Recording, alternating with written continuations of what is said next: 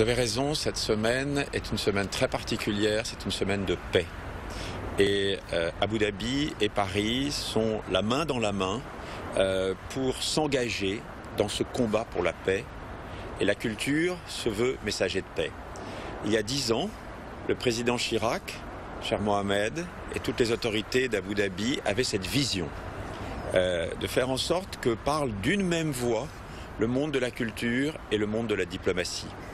Et donc c'est un moment d'immense fierté et d'émotion pour moi. Parce que rien n'est jamais facile. Aujourd'hui, ce projet a la force de l'évidence.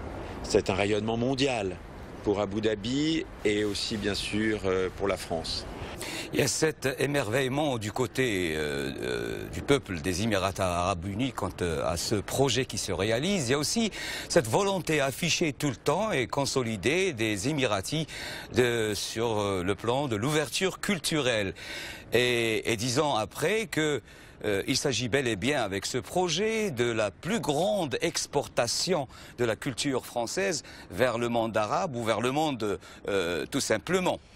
Absolument, c'est-à-dire qu'il y a cette présence au fond d'art sous toutes ses formes, c'est-à-dire à la fois d'expression artistique européenne, mais aussi d'expression artistique islamique que nous allons présenter à Abu Dhabi, qui était dans les collections françaises, et puis de nombreux artistes, musiciens, danseurs, hommes et femmes de théâtre vont aussi prendre le relais là-bas pour qu'il y ait un panorama complet de la scène artistique.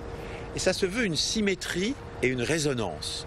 Au moment où, avec le président Chirac, auquel je pense avec beaucoup de respect et beaucoup d'émotion, nous avons pris cette décision, nous ouvrions à Paris, au sein du Louvre, un nouveau département dans la cour Visconti pour les arts de l'islam.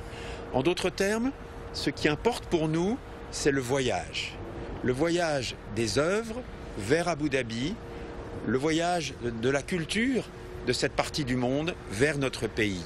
Symétrie, résonance, respect, égalité, c'est vraiment ça les blasons de ce projet.